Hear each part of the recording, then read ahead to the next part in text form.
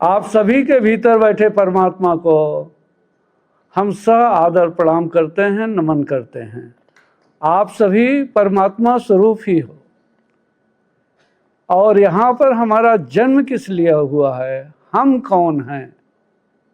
मौत जो किसी भी क्षण आ सकती है, इसके बारे में जानने का कभी ऐसे भीतर से, हृदय से प्रश्न उठा है आपके भीतर कि मैं क्यों इस धरती पर आया हूँ?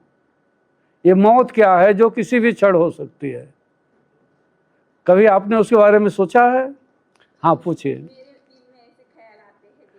आपके दिल में ऐसे ख्याल आते हैं तो आप अभी तक उसके लिए क्या किए? मैं अभी 15 नवंबर से आनापानसति ध्यान करती हूँ। तो आप वर्तमान में जी लेते हो? ऐसा तो नहीं, मैं तीनों में भी जीती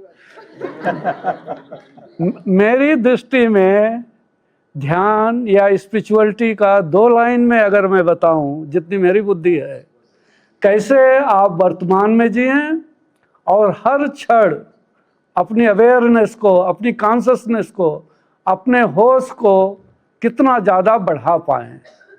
क्योंकि जब आप हाइट्स ऑफ कॉन्शसनेस पे जाएंगे तो पहली बार लाइफ में मालूम पड़ता है कि रियल जॉय क्या होता है। अभी तक जो आपको लगता है कि कोई शादी हो गई तो नाच लिए, बोले बेटा पैदा हो गया नाच लिए, कोई किसी की मृत्यु हो गई तो रो लिए, ये सब तो आप आदत बस ही कर रहे हो। और ध्यान की प्यास जिसके भीतर होगी, खुद को जानने की प्यास जिसके भीतर होगी, तो हमारे देश में जितने गुरु हुए हैं, जितने मास्टर हुए हैं, इतना पूरी धरती पर कहीं भी नहीं हुए हैं। भगवान बुद्ध से लेके, भगवान नानक से लेके, चाहे रमन महर्षि जी हों, चाहे रामकृष्ण परमहंस जी हो, किसी भी मास्टर को, संत ज्ञानेश्वर जी हों, संत तुकाराम जी हों, किसी भी एक मास्टर को अगर आप फॉलो कर लेते हैं तो जीवन का आशय, जीवन का अर्थ, किस लिए हम पैदा हुए हैं, सब कुछ क्लियर हो जाता है। लेकिन ये तभी क्लियरिटी आपको मिलेगी जब आपके भीतर गहरी प्यास होगी। खाली आप ये देख लें कि कौन सा बाबा जेल चला गया तो आप टीवी में पढ़ते रहो भाई कौन से चला गया जेल। तो आप अच्छा खोज रहे हो कि बुरा खोज रहे हो?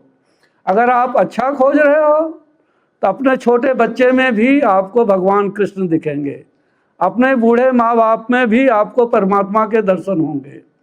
और अगर आप बुरा खोजना चाहोगे तो बड़े से बड़े संत में भी कुछ बुराई खोज लोगे। अगर आप सीकर हैं, जो कि हर व्यक्ति को होना चाहिए, तो कितना भी बुरा व्यक्ति क्यों ना हो, उसके अंदर कुछ न कुछ अच्छाइयाँ जरूर होती हैं जो हम सीख सकते हैं। और अगर हमें बुरा खोजना है तो कहीं भी दिख जाएगा कुछ भी बुरा, तो उसी की हम चर्चा करते रहेंगे। जीवन में हंसना, नाचना, गाना, खेलना, ये अगर आप भूल जाएंगे तो खुशी कोई शॉपिंग मॉल से तो आप खरीद के ला नहीं सकते। आनंद के लिए तो आपको नाचना पड़ेगा, गाना पड़ेगा, प्रेम करना पड़ेगा, गीत गुनगुनाने पड़ेंगे। और ये अगर आप भूलते जाओगे तो न साधक बनने का कोई फायदा होगा, न शिष्य बनने का कोई फायदा होगा, और न मास्टर या गुरु बनने का कोई फायदा होगा।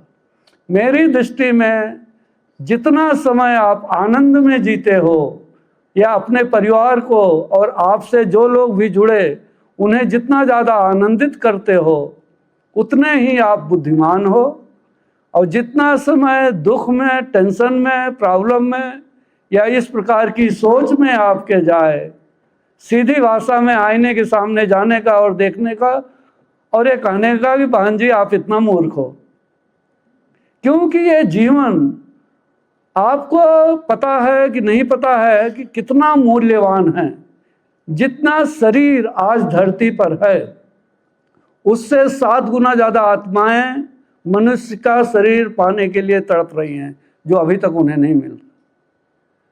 हम ही ऐसे हैं मनुष्य, जो कि पूरी धरती पर जितने भी मनुष्य हम हैं, जब हम पैदा होते हैं तो सेम कैपेसिटी के साथ पैदा होते हैं। बस हमारी खोज के ऊपर निर्भर करता है कि हमें क्या चाहिए, और जो खोजोगे वही मिलेगा। गरीबी, अमीरी, जात पात, ऊंच नीच, कुछ भी बीच में नहीं आता। जहाँ पर भगवान बुद्ध, भगवान महावीर जैसे इतने बड़े राजा बुद्धत्व के उपलब्ध हुए, वहीं कबीरदास जी और रैदास जी जिनके पास कुछ भी नहीं था, वो भी उसी बुलंदी को उपलब्ध हुए। तो जब आप ध्यान करते हो या जब आप परमात्मा के मिलन की प्यास आपके भीतर जागती है, तो कोई भी बाधा आपको कभी भी रोक नहीं सकती। और जब भी आपको ज़रूरत पड़ेगी, गुरु मास्टर आपका दरवाज़ा तोड़ के आपकी मदद करने आ जाएंगे। आपको गुरु खोजने की ज़रूरत नहीं पड़ेगी कहीं दुनिया में। इसलिए मैं नहीं ध्यान कर पाई कि ये काम था कि वो काम था, कि मेरा जाप था कि मेरी साप थी। भगवान बुद्ध और भगवान महावीर जी से ज़्यादा पैसा तो हमारे पास नहीं हो सकता। उतनी प्रॉपर्टी तो जितने लोग बैठे हो यहाँ, हम में से तो किसी के पास नहीं है कि है। भगवान बुद्ध, भगवान महावीर जी से प्रॉपर्टी है, उनसे ज़्यादा किसी के पास नहीं है।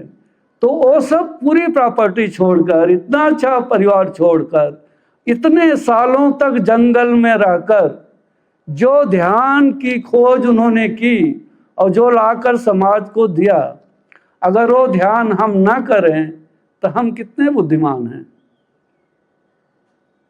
खाली सपने में जीने से तो आनंद नहीं मिल जाएगा ना। कौन कौन ऐसा व्यक्ति है जो भगवान बुद्ध, भगवान महावीर, नानक जी या रमन महर्षि जी या रामकृष्ण परमहंस जी के बारे में अभी तक जान पाए हैं आप में से? कोई नहीं। अगर स्पिरिचुअलिटी को जानना है, ध्यान को जानना है, तो हमारे संतों को पढ़ना, जानना, उनका ज्ञान हमारे चरित्र, हमारे संस्कार में उतारना उतना ही जरूरी है जितना कि आपके योग में श्वास लेना है। तो अगर और किसी का कोई प्रश्न हो तो पूछ सकता है। जीवन में सरलता, सहजता, हर्षित मुक्ता, अगर ये हम खो देंगे तो समझो सब कुछ खो गया। रमन महर्षि जी के पास लोग जाते थे, बोलते अगर स्पिरिचुअलिटी में तुम्हें कोई कुछ सिखाए तो मास्टर हो ही नहीं सकता। बस जो कुछ आपने अननेसेसरी सीखा है उसी को डिलीट कर दो, फिर से छोटे बच्चे जैसा बन जाओ, आपको सब कुछ अपने आप मिल जाएगा। अब किसी का कोई प्रश्न हो तो उत्तर दे सकते हैं। ध्यान कितनी देर करना चाहिए? ध्यान हर पल, हर क्षण, पूरा जीवन ध्यान करने के लिए कम है। हमारा झाड़ू लगाना हुआ, कि भोजन पकाना हुआ, कि भोजन करना हुआ, कि आप ऑफिस में काम करते हो, कोई भी काम जो आप करते हो, हर काम ध्यान पूर्वक ही होना चाहिए। हर पल जितना होश पूर्वक, जितना ध्यान पूर्वक आप कार्य करेंगे, उतना ही आपका कार्य सुंदर होगा, अच्छा होगा। ध्यान का मतलब क्या होता है? Meditation means no mind space, दो विचारों के बीच का गैप जो शून्य है, उसको जितना ज़्यादा आप बढ़ा पाए वही शांति भी है और वही ध्यान भी है।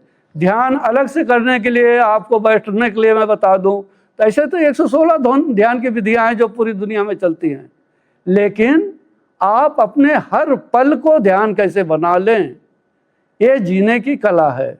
मैं तो अपने आश्रम में वहाँ फ्रांस में फावड़ा टिकाऊ ध्यान कराता हूँ। जो भी लोग मेरे पास आते हैं, वो देखो मरिया मिली बैठी है, 7 साल से साथ में है, उसको खाली गार्डन में काम करा के मैंने उसका सब जितनी प्रॉब्लम थी सब खत्म कर दी। आदमी काम करना भूल जाएगा, पसीना निकलना बंद हो जाएगा, फिर कहाँ से सुख मिल जाएगा? तुम सब्जी नहीं उगाओगे अपने गार्डन में और दौड़ने के लिए सुबह चले जाओगे, जॉगिंग के लिए जा रहे हैं, वो कहाँ जाते हैं? मशीन पे वो करने के लिए एक्सरसाइज। हाँ, मेरे ये समझ में नहीं आता कि वो मशीन पे क्यों जाते हैं लोग। आज तक मेरी वो कल्पना के बाहर की बात है। आप घर में कोई काम नहीं है क्या? अरे रोज आधा घंटा अपना टॉयलेट ही साफ कर लो, जाके अपना किचन साफ कर लो, दंड बैठक कर लो, कुछ भी कर लो भैया। वहां जाके पागलों जैसा दौड़े जा रहे हैं, भागे जा रहे हैं, भागे जा रहे हैं। किसी के चेहरे पे कोई मुस्कुराहट भी नहीं है, हंसना भी भूल गए हैं। हम बच्चे को कंधे पे बैठा के जाओ, घूमो अपने गार्डन में, नाचो। कभी नाचे 1 घंटा छोटे बच्चे के साथ अपने? लोग मुझसे पूछते हैं कौन से ध्यान सीखूं, ये ध्यान यहाँ मांगा है, वहाँ मांगा है। वैसे मैं बहुत मांगा खुद ही हूँ, लेकिन मैं सिखाता हूँ लोगों को, किसी आश्रम में किसी के गुरु के पास जाने की जरूरत नहीं है। अगर रोज 1-2 घंटा खाली आप डांस करें, कोई भी म्यूजिक लगाएं जिसमें कोई शब्द ना हो, खाली म्यूजिक हो, और छोटे बच्चे जैसा मुस्कुराते हुए डांस करें। और गीत गाना हो तो जोर जोर से चिल्ला के गाएं। ये केयर मत करें कि कौन क्या कहेगा, क्योंकि सबसे बड़ा रोग क्या कहेंगे लोग। अगर मीरा जी को परवाह होती कि लोग क्या कहेंगे, तो मीरा जी को मिलता जो उन्हें मिला। तो फिर आपको किस बात की लाज है, किससे शर्म है? आपके घर में राशन नहीं रहेगा तो कोई लाख भरा देगा, तो क्यों किसी की परवाह करते हो? अपनी परवाह करो। और आप पाओगे कि लोग कहेंगे सेल्फिश हो जाओ। अरे भैया, जब आपके पास 1000 रुपया रहेगा तभी आप किसी को 500 रुपये या 200 रुपये मदद कर सकते हो। सेम जब आप आनंद में होंगे, शांति में होंगे, तो वही अपने परिवार के साथ बांटेंगे, मित्रों के साथ बांटेंगे और समाज के साथ बांटेंगे। तो पहले कमाओ, खर्चा करने के पहले कमाओ और फिर खर्चा करो। नहीं मैं तो गरीब हूँ। क्यों गरीब हो भाई? मूर्ख हो क्या?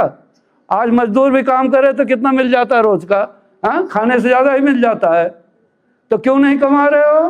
कमा नहीं रहे हो, इसका सीधा अर्थ होता है कि कहीं न कहीं आप गलती कर रहे हो। हमें अंदर से और बाहर से दोनों रिचनेस चाहिए। भीतर से भी अमीर होना है और बाहर से भी अमीर होना है।